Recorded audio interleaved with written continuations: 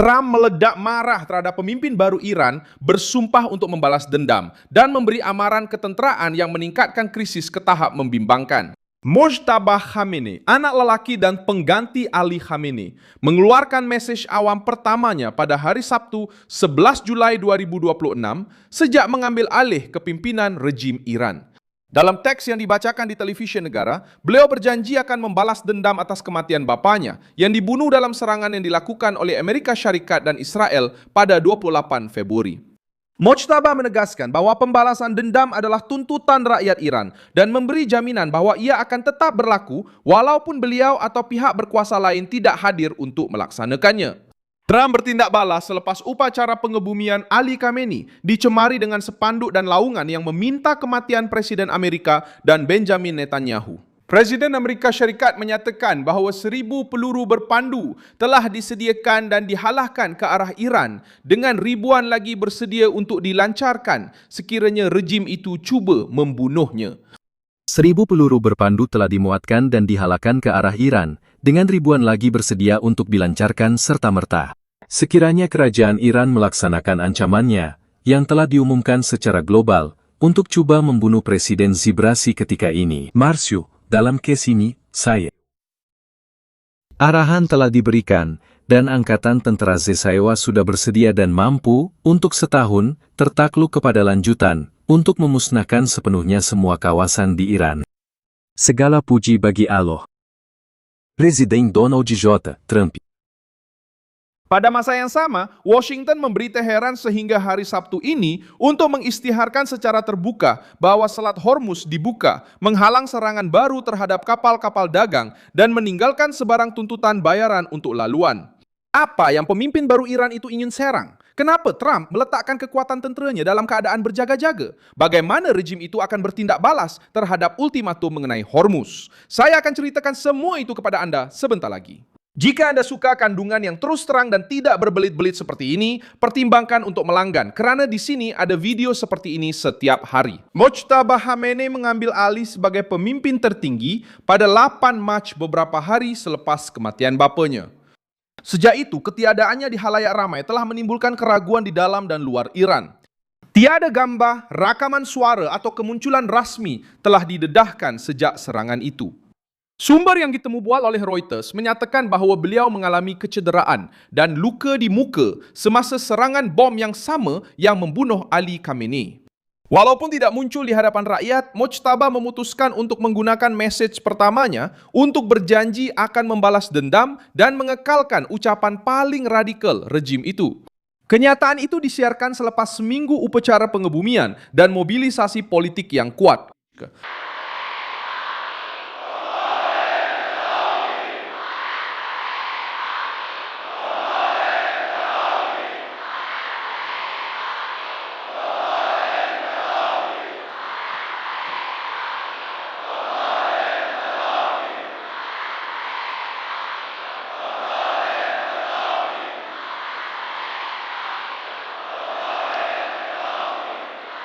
Mojtaba menegaskan bahawa darah bekas pemimpin dan mereka yang terkorban dalam 2 peperangan itu akan dibalas.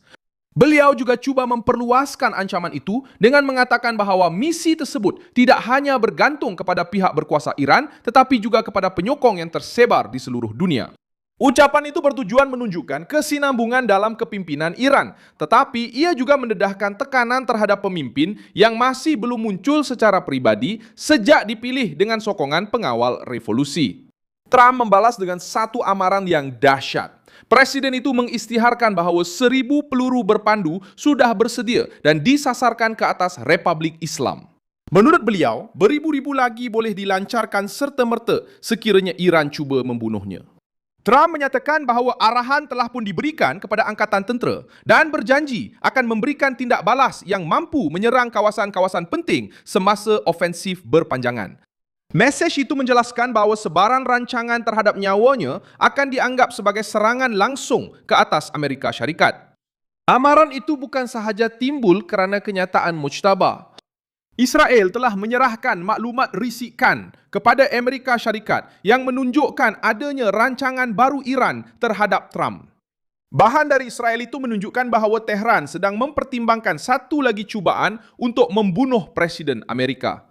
Iran telah berjanji untuk membalas dendam terhadap Trump sejak kematian Jenderal Qasem Soleimani yang terbunuh dalam satu operasi Amerika semasa pentadbiran pertama Presiden dari Parti Republikan itu. Sekarang ancaman itu menjadi semakin kuat dengan kematian Ali Khamenei dan kenaikan anaknya ke tampuk kepimpinan, manakala Majelis Pengebumian juga menambah kebimbangan Washington. Para penunjuk perasaan membawa spanduk yang menuntut Trump dan Netanyahu dibunuh. Pihak berkuasa agama dan tokoh-tokoh yang berkaitan dengan rejim menggunakan upacara tersebut untuk mengapi-apikan ucapan balas dendam. Daripada menunjukkan jalan untuk mengurangkan peperangan, pemimpin baharu Iran memilih untuk menjadikan perpisahan dengan bapanya sebagai janji terbuka untuk membalas dendam. Donald Trump membalas dengan menunjukkan bahawa Amerika Syarikat tidak berniat untuk menerima ancaman terhadap presidennya tanpa tindakan balas yang tegas. Krisis peribadi antara Donald Trump dan Mujtaba berlaku pada masa yang sama. Kedua-dua kerajaan bersaing untuk mengawal Selat Hormuz. Washington menuntut agar Tehran mengeluarkan satu kenyataan yang mengakui bahawa laluan itu terbuka dan tiada kapal dagang akan diserang. Amaran itu dihantar terus kepada rejim dan pemimpin, bukannya melalui perantara serantau. Seorang pegawai Amerika menyatakan bahawa akan ada akibat yang berat jika Iran enggan mematuhi tuntutan tersebut. Seorang lagi berkata bahawa ia tidak akan menjadi hari yang baik untuk rakyat Iran sekiranya jawapannya adalah negatif. Ultimatum itu tercetus akibat serangan terhadap kapal-kapal yang melintasi kawasan tersebut. Pihak berkuasa Amerika Syarikat menuduh pasukan Iran melanggar memorandum yang ditandatangani 3 minggu sebelum itu dengan melepaskan tembakan secara berulang kali terhadap kapal-kapal dagang. Serangan-serangan itu mencetuskan pertukaran tembakan yang baru dan meletakkan perjanjian itu hampir runtuh.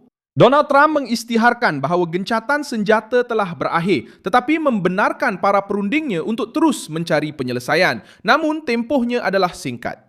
Kerajaan Amerika Syarikat menuntut 3 langkah yang jelas. Iran perlu mengakui bahawa selat itu terbuka, berjanji bahawa kapal-kapal tidak akan diserang dan memastikan semua saluran boleh digunakan tanpa sebarang bayaran.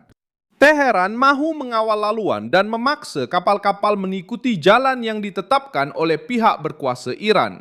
Rejim itu juga menyokong pengenaan bayaran untuk laluan tersebut. Washington menolak cubaan itu kerana Selat Hormuz telah dianggap selama beberapa dekad sebagai laluan antarabangsa yang penting untuk perdagangan dan bekalan tenaga. Trump tahu bahawa membenarkan penguasaan Iran ke atas laluan itu akan memberi kuasa kepada rejim untuk mengancam ekonomi dunia pada bila-bila masa mereka mahu mendapatkan kelebihan politik. Saya berjimat wang. Saya terpaksa kembali ke sana untuk ambil baki saya. Lagipun harga petrol sekarang lebih murah. Jadi terima kasih Trump kerana membuat saya berjimat sedikit. Kami berada di stesen pertama Freedom Fuel Network di Philadelphia. Memimpin usaha untuk menurunkan harga petrol. $3.47. Ini untuk Presiden ke-47, Donald J. Trump, harga petrol di sini adalah 50 sen lebih rendah daripada purata negeri Pennsylvania. 4 Jun. Harga petrol sedang menurun, itu memang bagus. Amerika Syarikat telah mengarahkan kapal-kapal untuk menggunakan laluan di selatan, berhampiran perairan Oman. Laluan ini mengurangkan pengaruh Iran ke atas trafik maritim. Pihak berkuasa Amerika menyatakan bahawa kumpulan radikal dalam rejim telah melepaskan tembakan ke atas kapal-kapal untuk mendapatkan semula kuasa dalam rundingan. Wakil-wakil Iran menafikan bahawa mereka telah meminta perbincangan baru tetapi bersetuju untuk mengambil bahagian dalam kontak yang dianjurkan oleh para pengantara dari Qatar dan negara-negara lain di rantau itu. Seorang pegawai Amerika menyatakan bahawa wakil-wakil Iran mengakui serangan itu adalah satu kesilapan dan meminta rundingan diteruskan. Maklumat itu juga menunjukkan terdapat pergaduhan dalaman antara anggota rejim yang mahukan perjanjian dan pihak yang berkaitan dengan pengawal revolusi yang bertaruh pada peningkatan ketegangan. Menteri Luar Negeri Iran, Abbas Araghchi, telah dihantar ke Muscat untuk membincangkan krisis itu dengan Menteri Luar Oman, Said Al-Thani Al-Oman. Said Badr Al-Busaid. Pertemuan itu dijadwalkan pada hari Sabtu ini dan akan membincangkan mengenai trafik maritim, laluan perlintasan dan syarat-syarat yang ditetapkan oleh Amerika Syarikat. Washington berharap Iran akan mengeluarkan satu kenyataan selepas mesyuarat itu. Sekiranya Tehran menolak, pilihan ketenteraan sedang pun disediakan. Qatar, Pakistan, Turki, dan Oman sedang berusaha untuk menghalang satu lagi pusingan serangan. Perdana Menteri Pakistan, Shehbaz Sharif, telah berbincang dengan Presiden Iran, Masoud Pezeshkian, dan Emir Qatar untuk meminta agar semua pihak bertenang. Menteri Luar Turki, Hakan Fidan, menyatakan bahwa beliau percaya satu penyelesaian masih boleh dicapai. Negara-negara ini bimbang bahwa tindak balas Iran akan mencetuskan serangan ke atas pangkalan, pelabuhan, dan infrastruktur tenaga di seluruh rantau ini. Israel memantau pergerakan tersebut dan mengekalkan hubungan langsung dengan Trump. Menteri Pertahanan Israel, Israel Katz, menyatakan bahwa negaranya bersedia untuk menyerang semula dengan lebih hebat lagi jika perlu. Israel juga menjadi sasaran utama kerana terlibat dalam serangan yang membunuh Ali Khamenei. Mojtaba, Kuba menggunakan kematian bapanya untuk mengumpulkan golongan radikal dan membuktikan bahawa beliau mempunyai kuasa. Ketiadaan beliau di halayak ramai, laporan mengenai kecederaannya dan kebergantungan kepada pengawal revolusi meningkatkan keperluan untuk menunjukkan kekuatan. Janji untuk membalas dendam berfungsi sebagai satu mesej kepada Trump, kepada Israel dan juga kepada puak-puak dalaman yang bersaing untuk masa depan rejim. Mojtaba berjanji untuk membalas dendam, tetapi kini beliau berdepan dengan presiden yang menyatakan mempunyai 1,000 peluru berpandu yang sudah bersedia, satu pakatan ketenteraan dengan Israel dan rangkaian negara-negara yang mendesak Teheran supaya berundur. Tindak balas Iran yang seterusnya mungkin akan menentukan sama ada krisis ini akan menuju ke arah perjanjian baharu atau ke satu lagi serangan di tengah-tengah rejim. Kerajaan tidak mempunyai apa-apa lagi untuk dikatakan mengenai perkara ini. Ikuti projek kami dan sumbangkan secara kewangan melalui IDPix yang tertera di skrin anda. Kami adalah saluran bebas, fokus untuk memastikan anda mendapat maklumat yang benar. Sumbangan anda membantu kami untuk terus bertahan.